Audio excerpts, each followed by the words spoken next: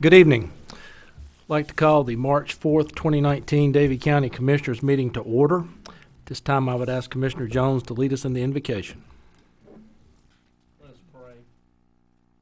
Father, we come here tonight, Lord, exalting your holy and righteous name. We thank you for your mercy, your grace, and your goodness. Lord, you've blessed us by placing us in this freest of all lands, in a great county where we can raise our family in faith and freedom.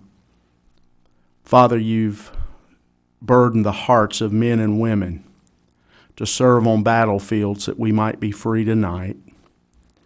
We also want to thank you for, Father, for the men and women that have taken on the calling for law enforcement, for our volunteer fire departments, for our EMS.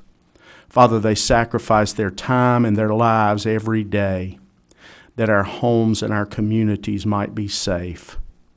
We pray for peace for their families. And Father, may we never forget their sacrifice for each of us. Father, we pray for those that commit themselves in our schools in this great county, who come out each and every day to serve our children. And Father, most of all, we thank you for the true source of freedom and liberty, Jesus Christ, our Lord and Savior. And so tonight we just come here to praise you, to thank you. We seek wisdom and discernment to do what is right for the families and the people of our great county. And we pray this prayer in your wonderful name. Amen. Amen. And in allegiance. Pledge allegiance to the flag of the United States of America and to the republic for which it stands, one nation, under God, indivisible, with liberty and justice for all.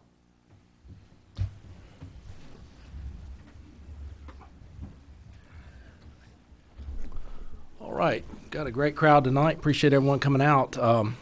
Before we get going, I would point out that tonight is Benita Finney's, Commissioner Finney's birthday. So if you see her around, wish her happy birthday. Thank you, sir.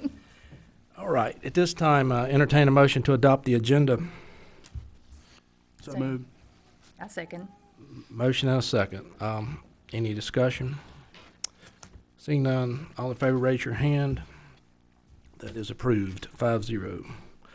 Right, next we move to public comment. Mr. Vogel, we have anyone signed up? And Mr. Chairman, we had two individuals signed up. One is struck through that was going to talk about Point Road closing. And since that is part of the public hearing that we're going to have later, I assume he wants to do it at that point in time. The other one is Green Hill, which is also a public hearing. I do not know if he wants to comment at the public comment section or wait and comment at the public hearing. Public comment's a 3-minute limit. Public hearing has no time limits. So I'll leave that up to him if he wishes to come forward this time. Okay, so those are the only two that we've got for public comments. So if they both are waiving and going to do it at the public hearing time, we would have no individuals for public comment. Okay, thank you. All right, well, that segues nicely into the next item, public hearings. The first one is the closure of Point Road. Call on Mr. Meadwell to make that presentation.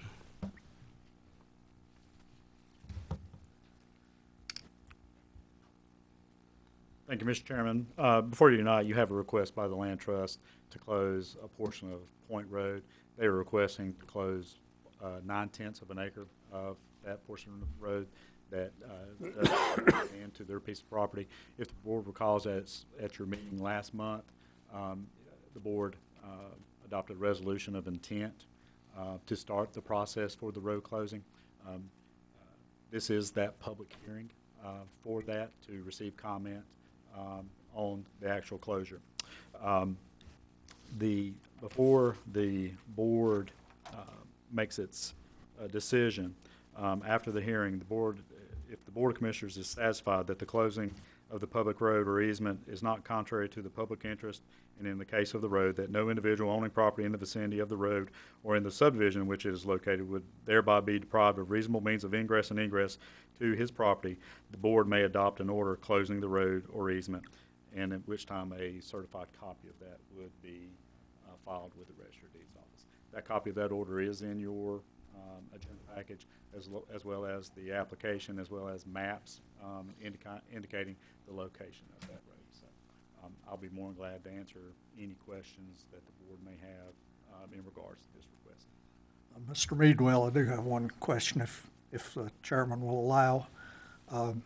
All the land that's, all the road that's being asked to be closed on this land, is it on the land itself, or does it extend beyond the boundaries of the land trust land?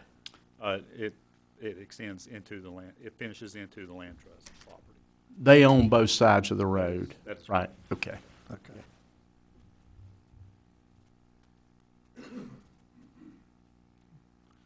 Anybody have any other questions for Mr. Meadwell? All right, thank you. All right, this is a public hearing, so I will turn it over to Mr. Vogler. The chair has announced this is the date and hour of the public hearing on the proposed closing of a portion of Point Road in Davie County, North Carolina, pursuant to Chapter 153A of the North Carolina General Statutes.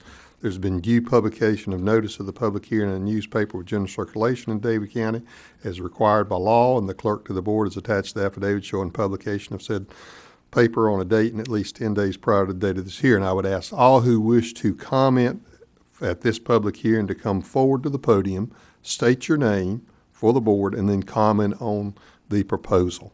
If anyone wishes to come forward, please come forward.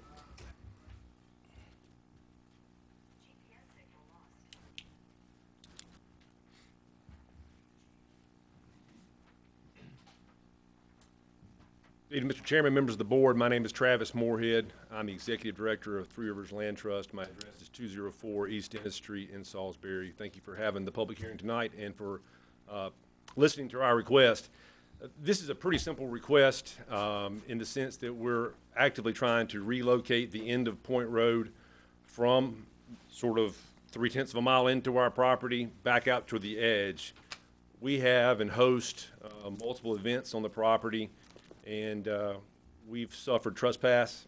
We've suffered, it tends to be a place where folks tend to go down there and do things they shouldn't be doing. And so we want to move that out of this, more to the center of our property, back to the edge of the property. Again, the emplacements or the improvements have been made per DOT specs. We've worked with NCDOT. They told us what to design and what to build. We complied with their request. They've already abandoned the maintenance of the road, so this is the formality of abandoning the right-of-way. So it's very, very, very simple to us. It's a private property kind of protection. We have youth on the property. We have members on the property, and we're trying to afford them a little more protection, and we're trying to keep trespassers from really coming in and disturbing what we have. We have several structures on the site that are old, and we don't want them to be harmed. We have equipment on the site. Our farmer who farms the property stores equipment on the site, and so we're just looking as a private citizen, much like Mr. Foster's request not long ago to close the road going down to Coolamy. It's very similar in nature, and I'm glad to take any questions you have of me, and I'll try to respond. If not, thank you for your time. Thank you.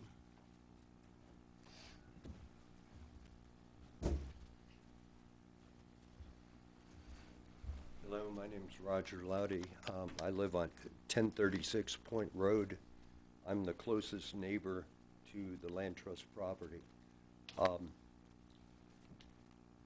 We do get traffic down Point Road, but I would have to just state one obvious question. If you're having problems at the end of the road, why wouldn't you put up some lights?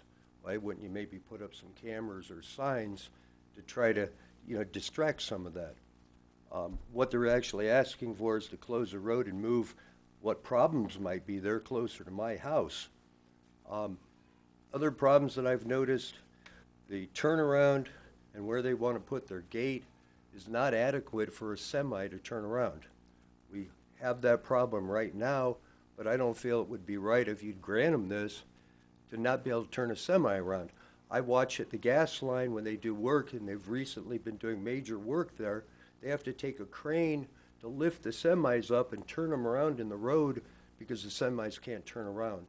I've also have concerns about the snowplow being able to turn around, but it'd be terrible to drive down to the end of the road and not be able to turn a semi around. So I think that problem needs to be addressed if you allow this. Plus, I think they need to put lights in and possibly some cameras or even fake cameras with signs. But I have to ask a question. I was friends with Mr. Springer, and the state owns the property now. The state paid to pave this road. This is all taxpayer money. I believe, you know, I'm a businessman. When I make deals, I look for fair deals. So how much are they paying you for this property back? Or are we just giving it to them and the neighbors on Point Road aren't, you know, there's no benefit for us. And so our concerns are they're moving the problems closer to us. And, you know, we don't feel it's right to give away state property, you know, to someone that asked for it. And we just want you to consider that. And thank you very much.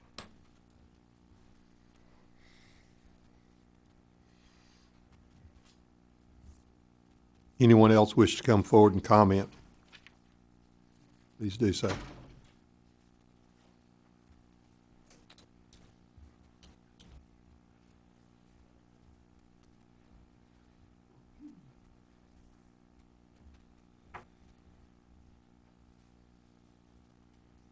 Good afternoon. My name's Mike Morton. I'm a Davie County resident. I live at 142 East Ridge Court. And I'm also a volunteer board member for the Three Rivers Land Trust. Thank you for having us here and giving us the opportunity to voice our thoughts and concerns. I'm in favor of the closing as the Land Trust has requested. And I'm also part of the local NWTF chapter here, and the Land Trust is very nice to partner with us and let us use the property at Point Road to have our youth hunts. We have a youth turkey hunt in the spring, a youth deer hunt in the fall. They also have a waterfowl hunt that we're not involved with.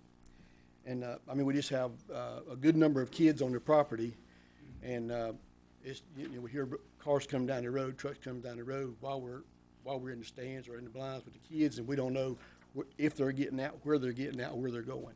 So it's a concern from a safety standpoint. My son and I were hunting on, we're sportsmen members of the Land Trust, so we can put in and draw to hunt particular times on their property. My son and I were hunting. We come out of the woods and was confronted by somebody coming down the road wanting to know who we were, what we were doing there, who we were with. And I mean, if you're on private property and you have permission to be there, then you really don't need to be confronted by people like that. So that's the biggest concern. So I appreciate your consideration in favor of the closure.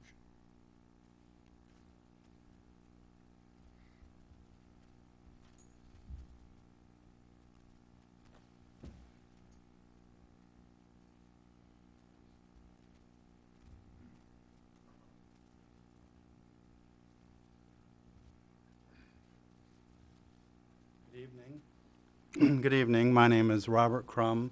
I live at 927 North Main Street in Salisbury, North Carolina. May sound strange to have somebody from Rowan County coming before Davie County on an issue in your county. I am a member of the Land Trust, but don't have any other active participation with them. My interest is, as a historian, artist, and writer, is the whole Yadkin River Valley and what was traditionally called the Forks of the Yadkin. So, and the reason for that is I'm a direct descendant of the Boones and the Bryans that were here in the 1700s. And this piece of property, I've looked at it. I've not been on it. I've looked at maps. I've talked to a couple people with the Land Trust asking them why they're doing it. And my understanding is for safety and to try to protect the property. A gentleman mentioned lighting might help, and generally that's true, but if you're in an area where there's wildlife and hunting, and I'm also a hunter, I also have a piece of property up in the mountains where we intentionally don't have lights out because we do want the wildlife wandering around the property. So my understanding that moving a gate a little farther up the road will help secure the property a little better and protect it. And so that's my interest in saying that I would be in favor for what the Land Trust would like to do. Thank you.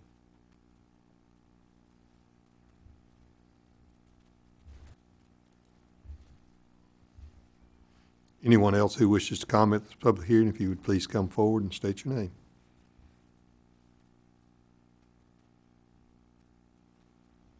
Mr. Chair, seeing no one else come forward, I turn the public hearing back over to you as chair of this board, to close the public comment section of this public hearing, provide the board the opportunity to discuss among yourselves what, if any, action you wish to take with regards to this matter. Okay. Thank you, Mr. Vogler. This time we'll declare the public hearing closed. And anybody, any comments or questions, feelings about this matter? Mr. Chairman, in the purpose of discussion, I'll go ahead and make a motion to approve. And I also would like to do this. I don't get to see him that often, but Sim DeLapp, former commissioner from over in Davidson County, found his way over here to Moxville, so I'd just like to recognize Sim. He's a good guy. He's works hard. Good man. But I make that motion, Mr. Chairman. Okay. A motion, do I have a second? I'll second. We have a motion and a second. Okay, any further discussion? And, Mr. Chairman, just a point of order, I assume that motion is to adopt the proposed order that's in there that has provisions that you are making this and is appropriate for the public safety and public. Yes. Okay. Yes. The order as it's read. Yeah. All right, have a motion and a second. Any further discussion or concerns? Mr. Chairman, I did have one other question I wanted to ask. Has provision been made for turnaround at where the road will end? I didn't see any on the map that I could tell. Yes, sir. It's been approved by DOT. DOT specs have been met. Okay. Commissioner Poindexter, I know Mr. Meadwell and I, as well as the Land Trust, have talked to DOT, and they have met those requirements.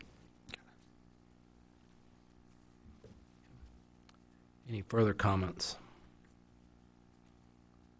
All right, seeing none, I'll call for the vote. All in favor of the ordinance to close Point Road pursuant to the order as written, raise your hand. Okay, that passes 5-0. We have a second public hearing regarding zoning map amendment 0119. Mr. Meadwell. Thank you, Mr. Chairman. Before you tonight, you have a request by the Green Hill Cattle Company.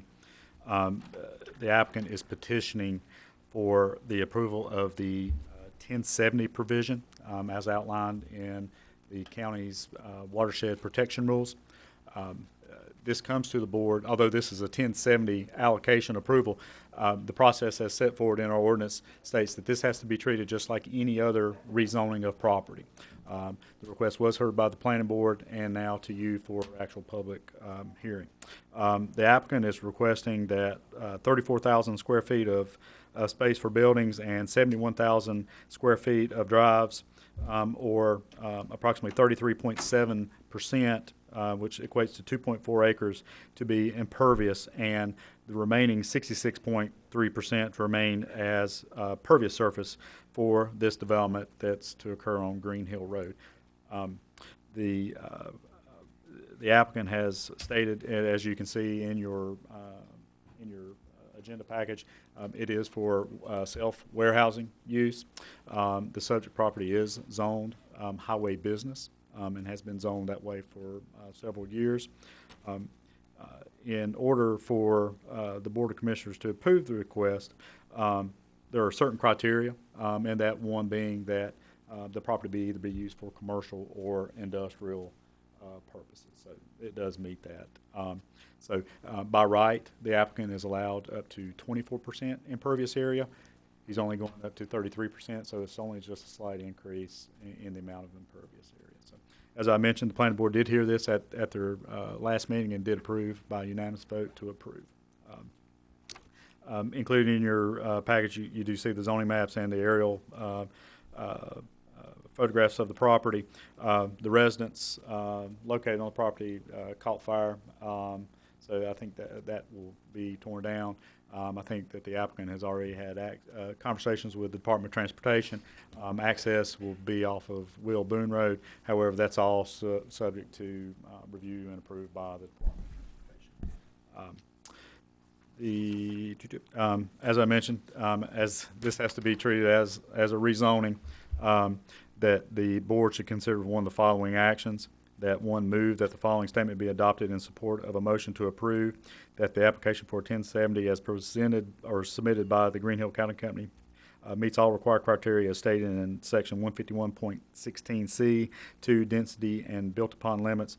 The board recommends approval for the 33.7% to be impervious and 66.3% to remain as pervious as per the submitted site plan. 2, move the following statement be adopted in support of a motion to deny. Then you'll need to state your reasons why. Or 3, defer the consideration for a later time. So I'll be more than glad to answer any questions that the board may have concerning this request. Okay. Anybody have any questions for Mr. Meadwell?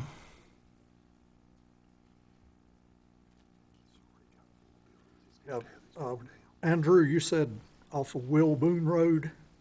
Not Will Boone. I'm Boone sorry. Farm. I'm sorry. I got the Boones on my mind. No, sir.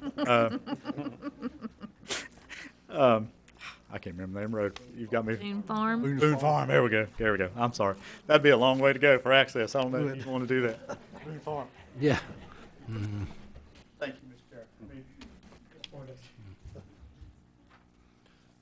All right.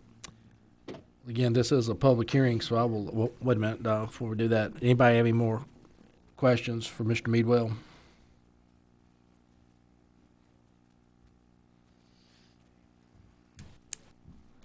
Okay.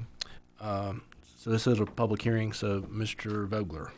Chair has announced this is the date and hour of the public hearing pursuant to Chapter 153A of the North Carolina General Statutes and pursuant to Section 153.251 of the Davie County Code Ordinance for Green Hill Cattle Company LLC has requested it be allowed to build up to 70% built upon surface area for tax map parcel I300000035, consisting of a portion of 7.32 acres, more or less commonly known as the 1070 option, under Section 15A USAC 02B 0216 and Section 8-3.3.3C of the North Carolina Administrative Code. There has been due notice of the public hearing in the newspaper of general circulation in Davie County is required. The clerk of the board has attached the affidavit showing publication in said paper on a date at least 10 days prior to today's date. I would ask all who wish to comment at this public hearing come forward to the podium, state your full name for the board,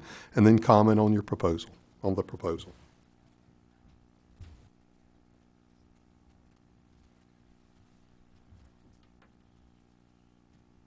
Mr. Chairman, members of the board, I'm Mark Green. I live at 801 East Oak Island Drive in Oak Island, North Carolina. I'm here on behalf of Green Hill tonight to answer any questions you have concerning this request. The sheds you're intending to build are just for use on the property? I mean, for you? It's a self-storage facility. Self-storage facility, Yes, sir. Okay.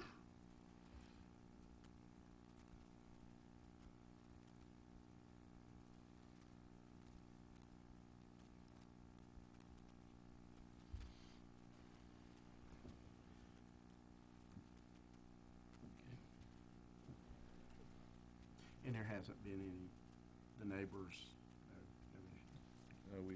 With the house that burned, our house burned down in May last year, and that's been torn down, and we've got a 4-bay garage that's left standing there and 3 barns. The 3 barns are being taken down in the next month, and that garage will come down. So basically, everything we have impervious now will go away in lieu of what we're going to build. This will be a fenced enclosure with a self-entry pad. Yes, sir. Okay. Secured entrance, camera security. As far as hours of operation, we haven't gotten that far in the site plan to see exactly what we're dealing with here in the county, but this was kind of the first hurdle. If we can get the amount of room we need a little more than 24,000 feet to make it work. Okay. 24%.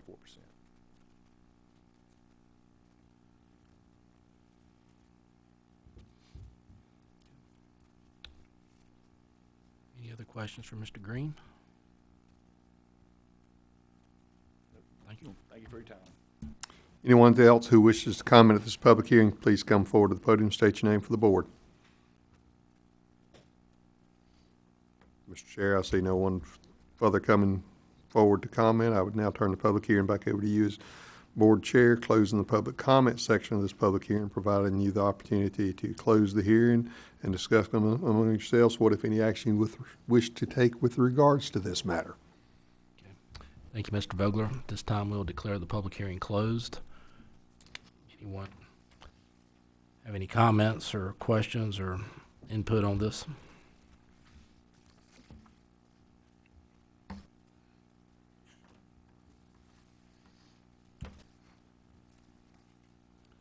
Okay, anyone like to make a motion? Mr. Chairman, I'll make a motion to support a motion to approve. Okay, have a motion. Do I have a second? I'll second. Motion and a second. Any further discussion?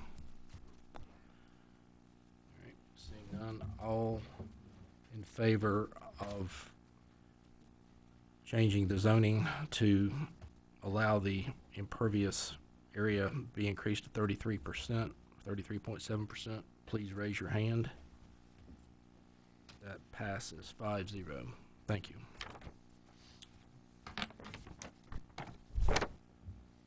All right. Next, we have a presentation on the census, and Mr. Meadwell, you're back up. Yep. Thank you, Mr. Chairman. I'd like to call Augustine Velasquez from the U.S. Census Bureau from the Atlanta Regional Office to kind of talk to you about the upcoming 2020 census. So, thank you very much to the Board of Commissioners for having us today in representation of the Census Bureau. We have in this presentation, it's kind of long, but we're going to try to just focus on the main points.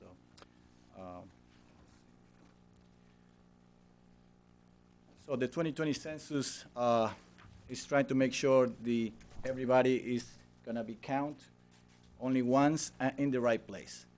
So one of our mission is coming out to you and request a lot of help to make sure everybody's going to be counted in the 2020 Census Bureau.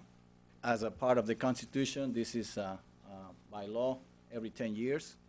So we have the opportunity to get the representatives and direct taxes shall be apportioned among the several states which might be included. Now we see in this map how been changing with the representation every 10 years. Some of the states have been gaining and losing seats. As North Carolina in the last census, it didn't change, and we look forward to gain at least 1 or 2 seats for this decennial. As we all know, this is very important for the community as a part of the representation for the constitutional mandate for reappointments of the Congress, and also about the economic impact that we have. So we encourage all the people to get involved, and as a part of this county, we want to make sure you guys participate and make sure do the best for the citizens of this county. Now, this study for George Washington University established that every person in North Carolina, it represents $1,623. So that's very important, regardless of the age of the person, they're gonna get $1,600 per person. So it's very important that budget that we get for the state gets delivered to the right people. Now this is the state response for the North Carolina and especially for this county. We see you did a great job on the previous decennial increased from 73% up to 80%. The state of North Carolina stayed at 76. So we are very confident that you guys are going to be probably getting it to 85% this time. So that's one of the parts that, as a Census Bureau partnership specialist, we come to you and we help you as a resource to make sure you get a high percentage this time. Now, this is how the census work. Everything starts with the geography. We establish where to count the people based on the information the Census Bureau have. We collaborate with all the states and the counties, make sure this geography is confirmed, and then we motivate the people to respond. That's when we come out as a partnership specialist. We reach out to all the county managers, and we create the committees. These complete count committees are going to be the source to reach out to the people. This complete count committee, we have a guide that we're going to share with you. Those are the ones going to do the job to outreach to the community. So it's very important that the county create one, and also every part of the communities and every city create one too. So one of the things is about privacy and confidentiality is by law we are not allowed to share any of this information, and also we protect it for 72 years. So this is one of the key points right now that people are concerned about this census is by law is we're going to have the confidentiality for. We never ask for social security number or any type of money or donation. We never send requests for any political party, so this is just part of the census work. Now, during the year, the census collect lots of data just to collect demographics and provide different data for businesses and the communities. Now, like I said, we use the data for many ways whenever it's like planning for education, healthcare, transportation. All these resources are going to be able to get funded the right way if we get the right people count.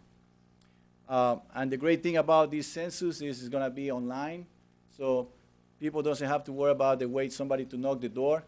We're going to educate the people to go online and do it themselves. Now, as a part of this committee is create awareness.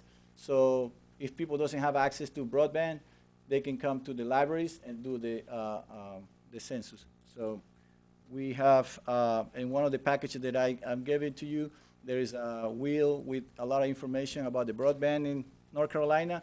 We are about 2 points below the national average, which is 83%. We're at 81%.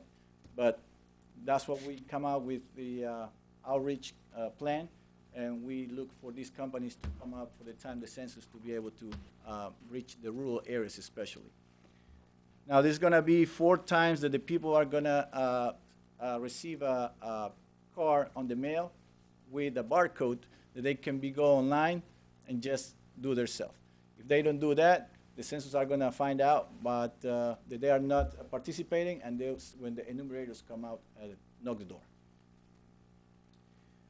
This is our target population: children under 5 years old, veterans, people with disabilities, homeless people. In North Carolina, we miss a lot of the rural areas. That's one of the concerns this time. That's why we come out earlier and start talking with the county managers and be able to locate those folks. Now, the census got a lot of tools like this local update of census addresses, participant statistical areas program. All these resources are available for you guys if you have any questions with the planning director or the committee, how to reach out to these folks with having the right information. Now, the state have their own complete count committee. This is a picture from our last meeting. It was created by the governor, Roy Cooper. Now, he appointed the Secretary of the North Carolina Department of Administration, Michelle Sanders, and they meet every month, and they give updates how the people are responding, how they are doing activities relating to partner with companies, with businesses, local businesses, so people are aware of the census coming up. Now, One of the things that we ask for the commissioners is basically come out with some budget for 2020 that you can create activities, marketing. You can use as many resources that you have for reach the people. Now we're in the process of hiring a lot of people, so they can apply for jobs, and especially the local people. We want to have the trust voices of the community working for the census, so people will know and they relate on that too. We encourage to create the community-based complete count committees. That way, they are the trust voices for they can go out. Now, I've been talking to Andrew about the creation of the committee, so we're gonna be meeting soon to do so, and also to have all the resources available for find out where are the low response areas in the county. And again, how we support you, we have a staff of people in North Carolina, and we come out anytime you need us just to create these committees and also train them, make sure they reach out to other people. If you have any questions or comments, I'm my coordinator too. I don't.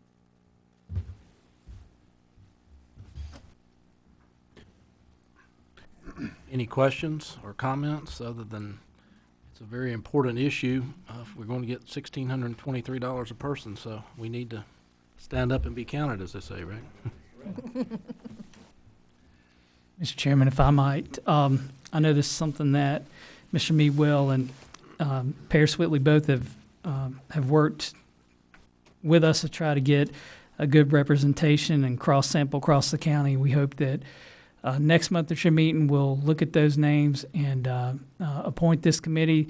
This committee is more of a marketing and PR committee, more than anything, to rally their communities to help get this done, because now that this is an online process, it's going to be hopefully a little bit easier, we hope, to reach people. So the fact that this impacts our block grants is pretty significant, and so we're definitely wanting to move forward and not get behind in this process. So we're looking forward to getting this committee appointed and working with them so that we can definitely increase that percentage you saw on the screen. So I want to thank our staff for the hard work they've done to try to put some thought into this and the work that'll be forthcoming over the next several months. Any other comments, questions? Appreciate the presentation. Thank you.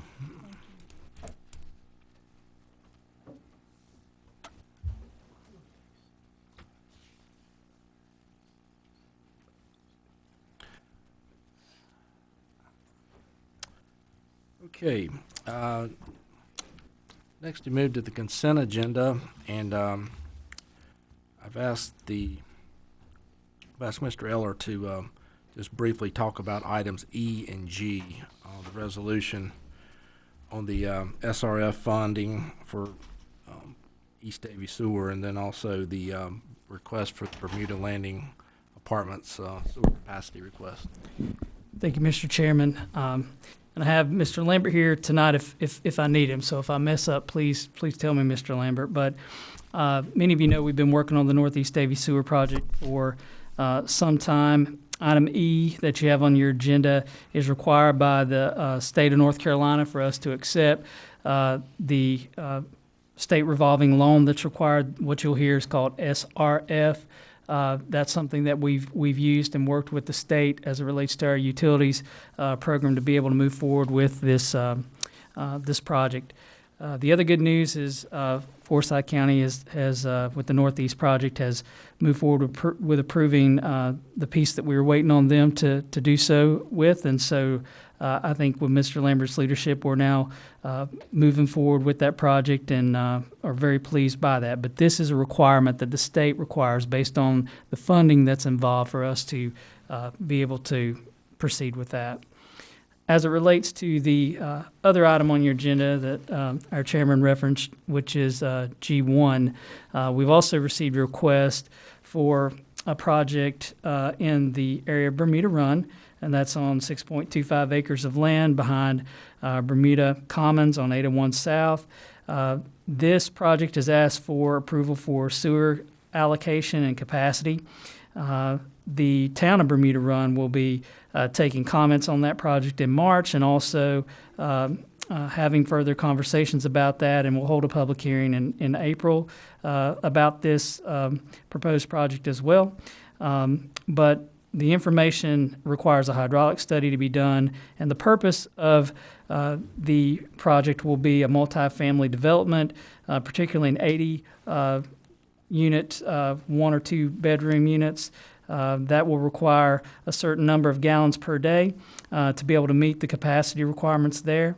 The policy on that hydraulic study and the sewer lines and lift stations involved requires what the impact will be to that. Mr. Lambert has been approached by this developer. They have met the requirements. This will be for 55 plus age range to be able to serve that population. We have made sure that this proposal also met the policy that you approved for capacity for sewer on May 2017. This developer has met all of those requirements that were expressed in those policies. And so we have that on your consent agenda for consideration tonight, and obviously the town of Bermuda Run will also have to take action on this. But tonight it's before you just to determine has the developer met or not met the requirements in our policy for that proposed capacity, and they have. So I'll be happy to take any questions, or Mr. Lambert, if you want to come up in case they have any questions, because you've definitely been more involved than I have, sir. I don't really have a question, Johnny or John. One of my great concerns about multifamily apartment complexes was the issue of the pressure it puts on our schools and the contrasting tax base. But this is age 55 and over, and if I remember correctly, though, there is a sliding scale factoring to the rent. These are primarily at market units, right? That they're called the technical term is tax credit. So it is income based. It's a sliding scale. So you could have someone there paying market. You could also have someone there that is receiving a sliding scale based on their income. And so there's no they don't have a determination that they're going to cap. So all of these units could be tax credit or reduced. They have to work with the requirements that the federal and state government have for what percentage that is, and that can vary depending on the type of development. Okay. All right.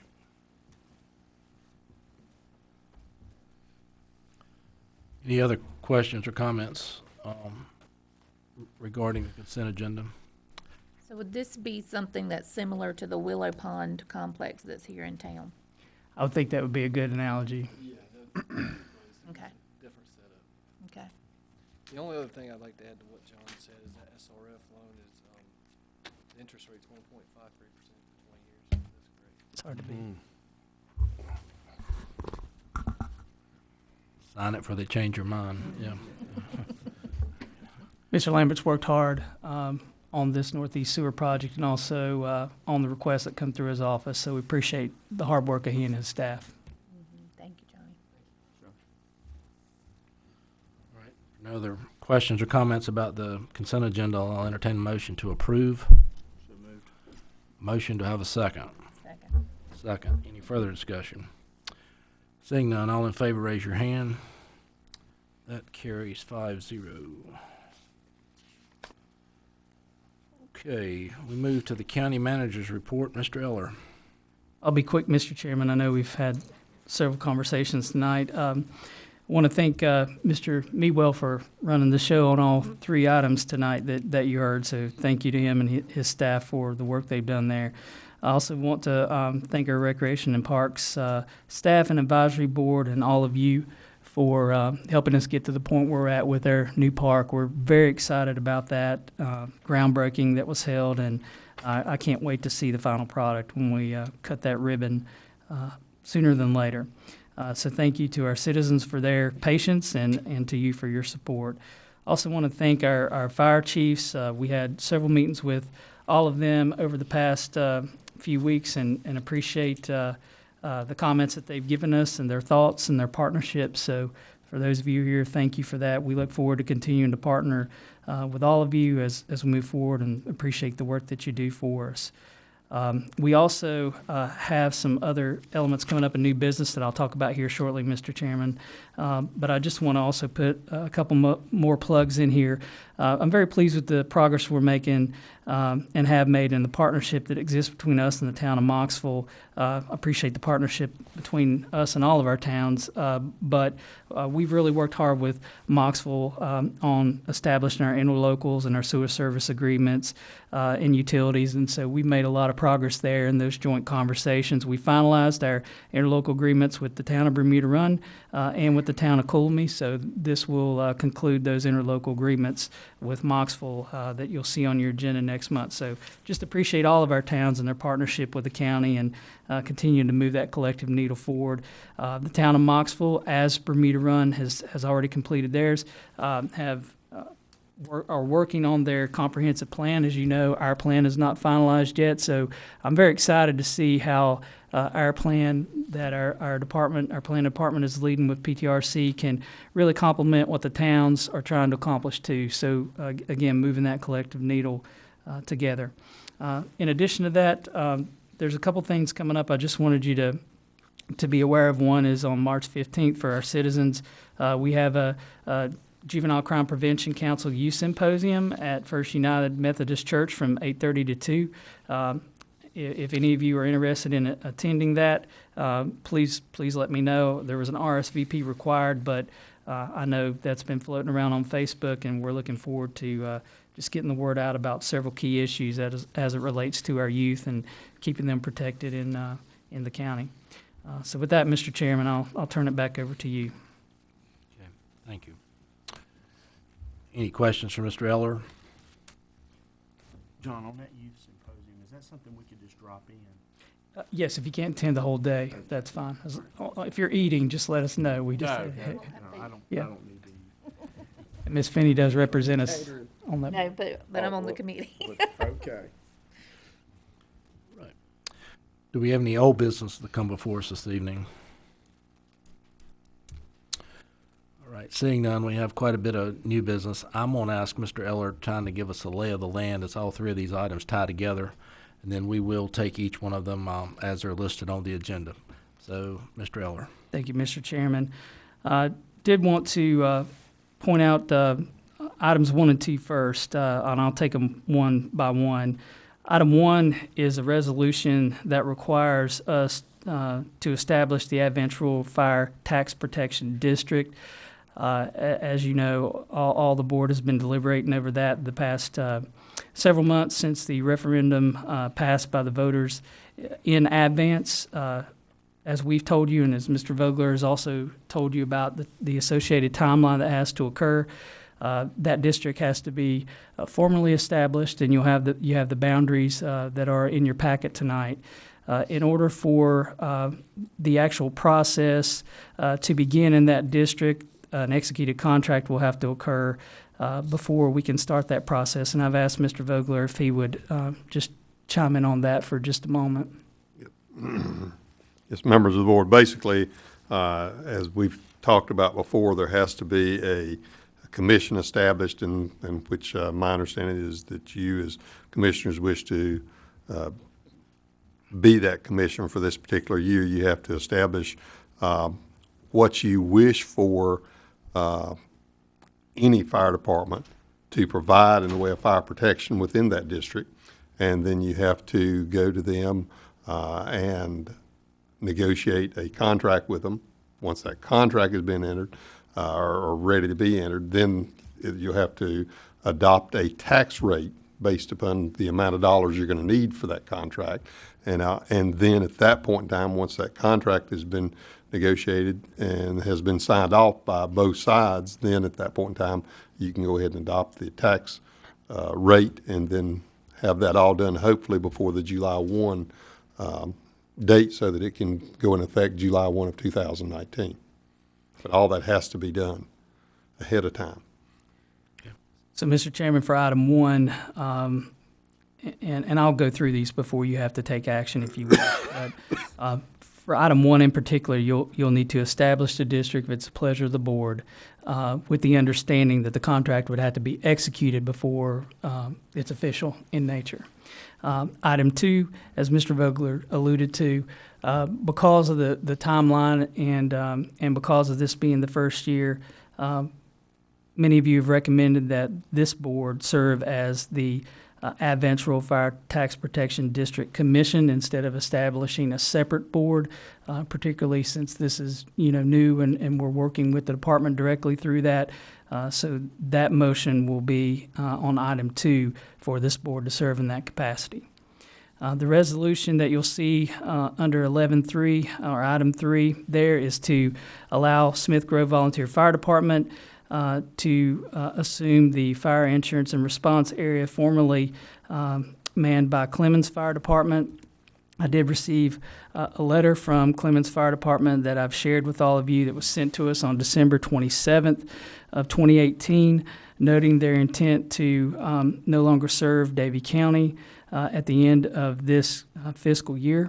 So therefore, this board was tasked with trying to find someone in that contiguous area to serve, and Smith Grove has willingly agreed to do that. So Resolution 3 tonight, and there is a map in your packet regarding this, is to show that area that was covered by Clemens Fire Department to be assumed by Smith Grove Fire Department at midnight or at 12 a.m. On the July 1, 2019 for Clemens. So our Smith Grove Volunteer Fire Department will assume that area on that date and time. So if there's any questions, please ask. Okay. Thank you, Mr. Eller. All right, so the first item, the resolution to establish the Advanced Rural Fire Protection District.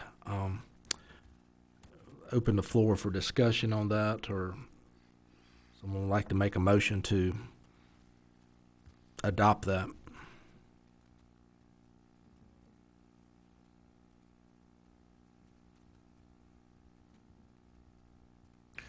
Mr. Chairman, I'll make a motion to adopt advance to establish the rural fire district. Okay. Have a motion. Do I have a second? Second. Second. Any further discussion?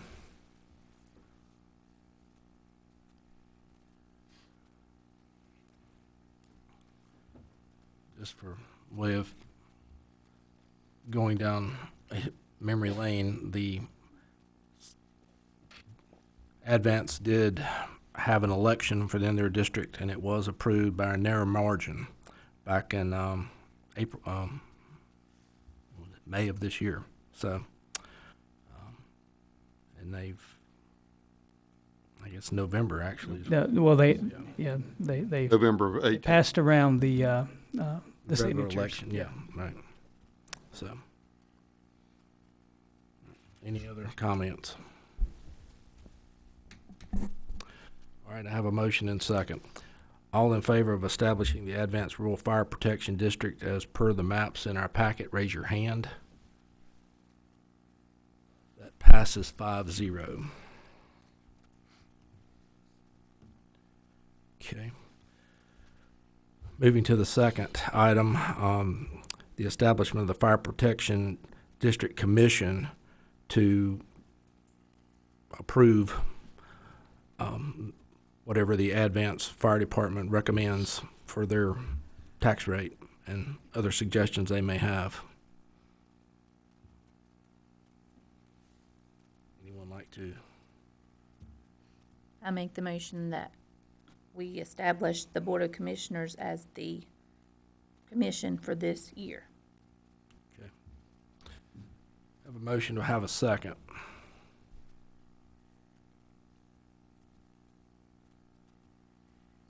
Second. Second. All right, any other discussion? I have a question. We're establishing it just for this year, meaning we can change it whenever we wish, if that is the pleasure of the board. Yes, it could be changed next year. If you wish to, at that point in time, name 3 individuals as commissioners for that rural fire protection district, you could do so. But right now, you're naming yourselves, which is by statute is allowed also. So just to be clear then, we're, if this is approved, we are establishing this board as the district, the Advanced Rural Fire Protection District Commission through June 30th of 2020. Yes. Correct. All right. Any further discussion, comments?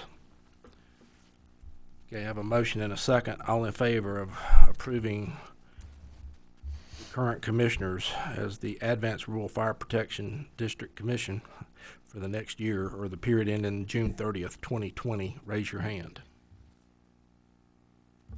That is 5-0. Thank you. All right. The third resolution is to establish Smith Grove Fire Department to take over the Clemens response area based on their letter of withdrawal dated December 27th, 2018. Motion to approve. I'm sorry, Richard. Second. All right. Mr. Jones made the motion. Mr. Poindexter seconded it. Any further discussion?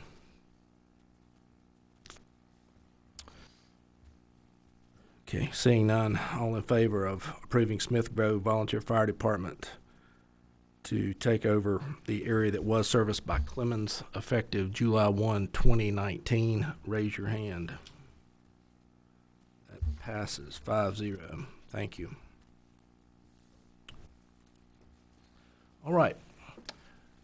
Got through lots of talking here this evening, but appreciate y'all hanging with us. This time we'll move to Commissioner comments. Mr. Jones. Thanks, Mr. Chairman. I appreciate everybody being here. I will say this as we head to our meeting next month. I know we have the ordinance and the contracts out there for our partners in our volunteer fire departments, and I pray and hope that we'll take this 30 days or so before that meeting, or as long as it takes to get this right, okay? And I'm not saying it's not right. I think we've got a good give and take going, but I want our chiefs and our departments to know that they have input in this, and we can have a broad level of discussion as we head towards approving this ordinance and approving these contracts. And I welcome, and I know everybody else up here does, any input that you guys have, okay? Other than that, I want to thank everybody for being here. I want to thank our staff for the job they do. God has blessed us by placing us in a great county to raise our families. And sometimes I don't thank him enough for where he's placed me, because I am so happy to live here. And I will tell you this, we've got Little League opening day coming up, 1st of April. It's a great program. We got our increase about 25% of our kids this year. So I just welcome you to come out to Davie Complex and watch some young kids play baseball. It is an awesome thing. The only bad thing about it is I really wanted to get James's son on my baseball team this year, and I didn't get him. So I'm a little upset about that. But other than that, it's going to be an awesome year. You holding out for free agency? Well, and I didn't get Andrew's son either. That's a whole other issue. But they're both good young men. I'll tell you that. All right. Thank you, Ms. Finney. I just want to share my excitement for the groundbreaking ceremony that we had today at the new park. I am particularly ecstatic about that coming around to kind of breathe some light into that side of our county. And it'll be a long year watching that happen, but it'll be worth it in the end. So Paul and everybody on that advisory board, thank you so much for all you've done and for all that Brad Chapman has contributed as well. And Johnny Lambert, thank you for all the extra work you've been doing at Public Utilities. I know you've had a little extra work thrown at you lately, and thank you for taking care of that. And Brian and everybody at the tax office, we know this is your really busy time. And Kim Shusky has been really working hard on this new aging plan the whole county has. That's been a lot of work, and I think that's going to be really great when we get that all together too. So, and as always, thank you to all of the firemen who get up out of the bed in the middle of the night and take care of our citizens for a little more than a pat on the back. So thank you so much for taking care of us and all of our emergency service people for all that we do. I think we have the best. So, and I do want to encourage everybody to come to the Youth Symposium. If you know anyone who works with youth, this is a great place for them to be. There's going to be a lot of resources available regarding any kind of services that children might need. There's going to be some representatives there that are trying to tackle the drug problem and the opioid problem, and there'll be a lot of great information if you're able to attend. Thank you. Mr. Blakely. I'd just like to thank all of our county staff for what they do each and every day. Kudos on the park groundbreaking today. Paul Moore, thank you for what you're doing. That's a great thing for our county, our youth, and everyone. I also want to thank the Public Service Network here and all the firemen that showed up tonight. I want you to know that we're all here for you in support, and we want to work with you to make it mutually beneficial for us and you both with the contracts. Smith Grove, I'm glad to see you get some territory more in the county. And again, like I said, we are here for you. This board is in support of you. You need to know that. Thank you. Thank you. Richard. I'd like to thank Smith Grove for stepping in to fill in the vacancy that Clemens is going to leave in our county. I appreciate you guys being willing to do that and all the hard work that you do for the people of the county. I'd like to thank staff as well as everybody up here has. You can't get enough thank yous for the job that you do. And public safety, I'd like to say thank you to all of those that sacrifice their time and their time at home to go out and serve the people of the county. And I'd like to say thank you to all the others out there who work so hard to make this county a great place to live. Thank you. Mr. Poindexter. Today was a good day with the groundbreaking at the high school, the old high school site. You know, it's been 5 years almost since the county voted to pass that bond to make that the focal point of recreation in this county. And it doesn't seem like 5 years, but it's been almost 5 years. So anyway, I think that'd be a great asset for the county, and just look forward to getting that up and going. So appreciate the patience, and again, that'll be step one in the evolution of that park. So this is a good day. Kind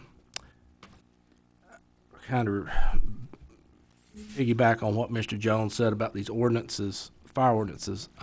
Next month, we've spent a ton of time on these ordinances, but we look to hopefully over the next 30 days we are seeking more input, but we've spent a lot of time up to this point and feel like they're fair, but more heads are better than less heads. So if you got any input, we'd love to hear it. And thanks for being here, and come back next month. With that, I will entertain a motion to adjourn. So moved. Motion, have a second. Second. All in favor? We are adjourned. Thank you.